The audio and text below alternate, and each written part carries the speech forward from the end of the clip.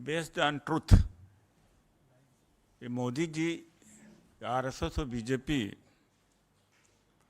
को जो अंदरूनी भावना है कभी कभी एक्सप्रेस हो जाती है। और सत्यपाल मलिक जी ने भी इस बात को कहा भी था कि एक बार राष्ट्रपति द्रौपदी मुर्मू जी से अपॉइंटमेंट लिया उन्होंने, तो जब रास्ते में थे तो खबर आई कि अपॉइंटमेंट कैंसिल। तो जब से कोविंद जी हुए हैं, जी थे और माननीय मुर्मू जी, तो इनका अपॉइंटमेंट भी पीएमओ तय करता कि किससे मिलेंगे किससे नहीं मिलेंगे। ये सत्यपाल मलिक जी ने कहा, आप चेक कर सकते। तो वास्तव में जो 400 पार का इनका योजना है, जैसा आनंद कुमार हेगड़े जी ने कहा, पहले के मंत्री थे और अब वर्तमान में कर्नाटक के बीजेपी के एमपी हैं, कि 400 पार इसलिए चाहिए कि संविधान बदलना है। कल जिस तरह से आडवाणी जी को जब भारत रत्न प्रस्तुत कर रही थी मुर्मू जी, तो कि राजा की तरह से मोदी जी बैठे हुए थे। एक दृष्टांत नहीं है, तमाम सारे दृष्टांत और भी हैं। जब उद्घाटन हो रहा था नई संसद का, तब भी नहीं इन्होंने बुलाया। और संसद में जब प्रवेश कर रहे थे अपने मित्रों के साथ और सांसदों के साथ, जिसमें कोई ईशा गुप्ता एक्ट्रेस थी और कंगना रनौत और सारे लोग, वो तो साथ में गए, उस अवसर पर भी नहीं बुलाया। राष्ट्रपति महोदया को उस अवसर पर भी लाया कि चलिए आप प्रवेश तो कर लीजिए मेरे साथ। और जब शिलान्यास हो रहा था इस जमीन का या इस भवन का, तब कोविंद जी राष्ट्रपति थे, उस समय भी नहीं कोविंद जी को बुलाया गया था। एक नहीं कितने दृष्टांत हैं।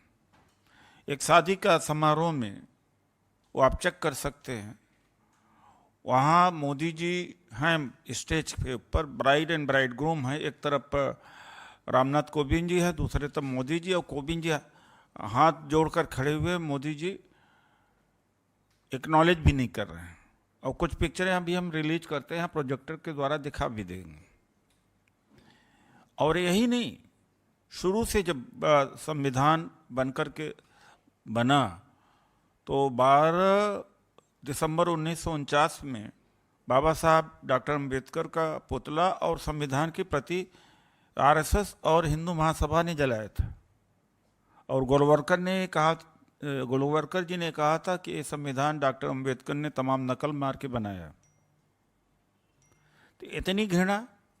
और 2014 के बाद से जिस तरह से प्राइवेटाइजेशन कर रहे हैं, नौकरियां खत्म कर रहे हैं, आरक्षण खत्म कर रहे हैं, सरकारी कंपनियां बेचा, पब्लिक सेक्टर अंडरटेकिंग बेच रहे हैं, नौकरी के रास्ते बंद कर दिया, शिक्षण संस्थाएं, लगभग 1000 से ज़्यादा यूनिवर्सिटीज हो गई हैं। 48 यूनिवर्सिटी सेंट्रल गवर्नमेंट की हैं, जिसमें एक वाइस चांसलर एससी का है।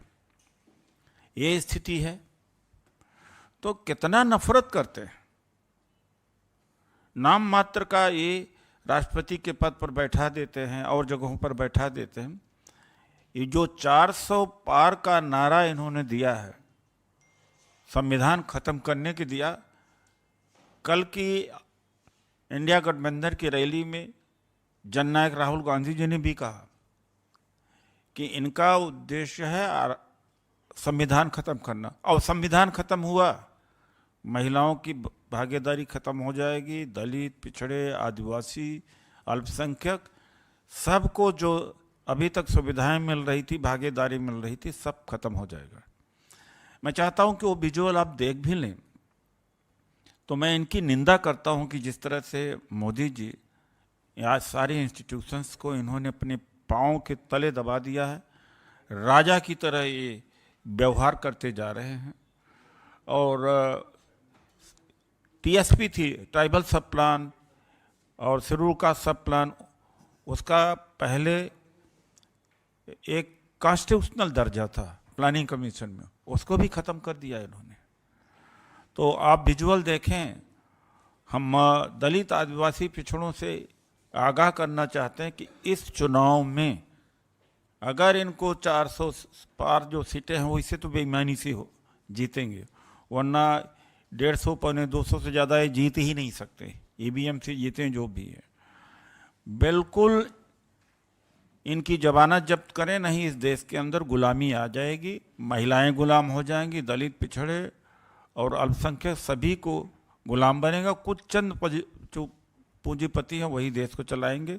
तो प्लीज़ विजुअल दिखा दें, आप विजुअल देखेंगे कुछ कुछ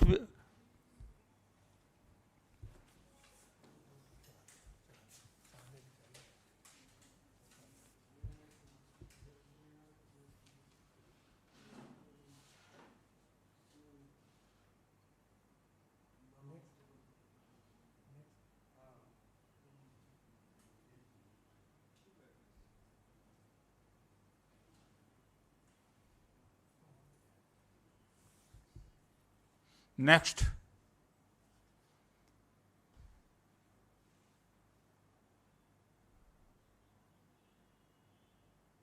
नेक्स्ट।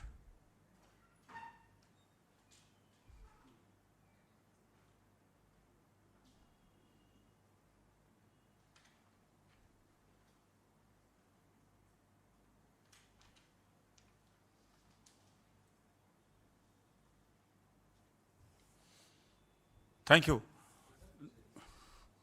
दो तीन और इमेजेज हैं। एक इमेज जिसमें कोविंद जी खड़े हुए हैं, योगी जी डायस पर बैठे हुए हैं, वो इमेज भी आप एक्सेस कर सकते हैं। और एक इमेज और है, जैसा मैंने कहा कि शादी के अवसर पर, तो इस तरह से दलितों का, आदिवासियों का अपमान कर रहे हैं।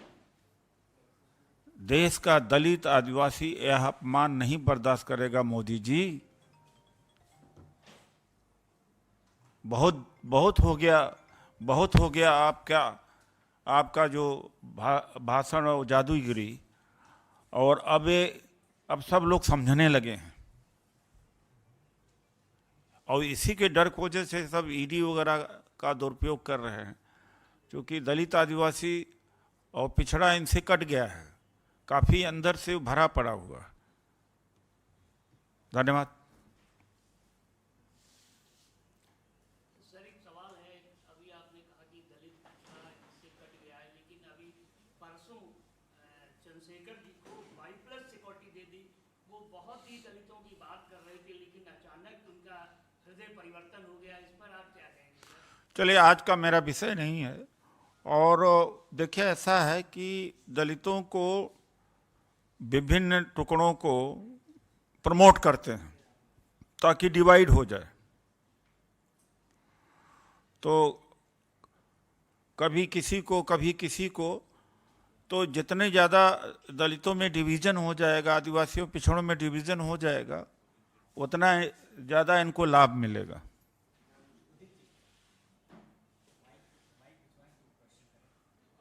न आवाज़ आ रही? क्वेश्चन ये है कि जिस तरह से आप ही नहीं और भी लोग डायस पे आके ऑन रिकॉर्ड ये कह रहे हैं कि बीजेपी गवर्नमेंट जो है, बीजेपी जो है वो 400+ का नारा दे रही है और लगभग उतनी सीटें जीतने की उनकी वो है, तैयारी है। तो इतनी पेसिमिस्टिक अंदाज में जो आप लोग कह रहे हैं, तो क्या इंटरनल असेसमेंट है आप लोगों का कि कांग्रेस जो है सरकार में नहीं आ रही है और बीजेपी मेजोरिटी ऑफ सीटें जीत पाएगी? देखिए, ऐसा है, यह माहौल बना रहे हैं बेईमानी कर करके वहाँ तक पहुँचने के लिए। अभी से माहौल बना देंगे हमें 400 सीट मिल रही, पौने 400 सीट मिल रही, तो जब बेईमानी से जीतेंगे, इलेक्शन कमीशन की ऑफ इंडिया की बेईमानी, ईवीएम की बेईमानी और तरह से तमाम बेईमानी के माध्यम से जीतेंगे, तो लोग शक न करें। इसीलिए हमें पहले बोलना पड़ रहा है कि ये जान करके माहौल पैदा कर रहे हैं।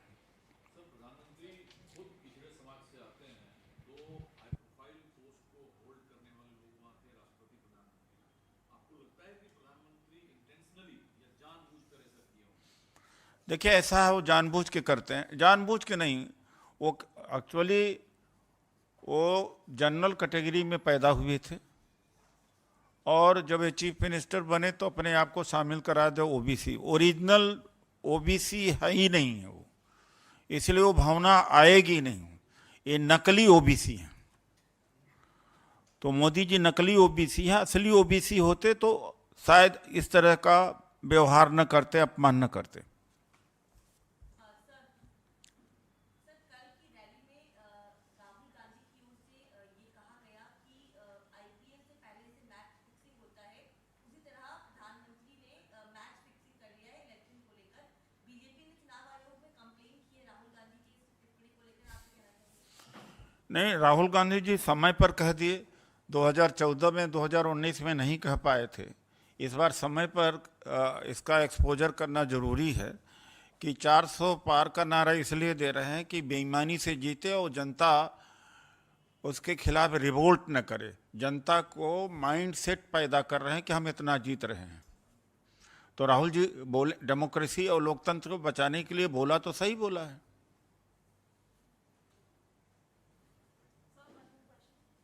Sir, Congress is basically talking about caste census and OBCs in particular. Even Akhilesh Yadav has started claiming various promises he has made regarding PDA. But on the other side, it is Assuddin Owaisi, MIM, which has started making these promises for PDM, which are Dalit and Muslims. So, do you think that this can counter the claim which you are making and even your allies are making, and it is going to make an impact in the upcoming election? This is a larger question, is that why BJP is opposing caste census? What is the problem?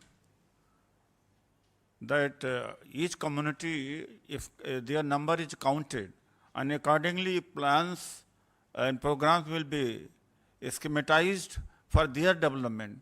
Why BJP is opposing? And our leader is raking up this issue of caste census. And when if once we come in the power, we'll have caste census done.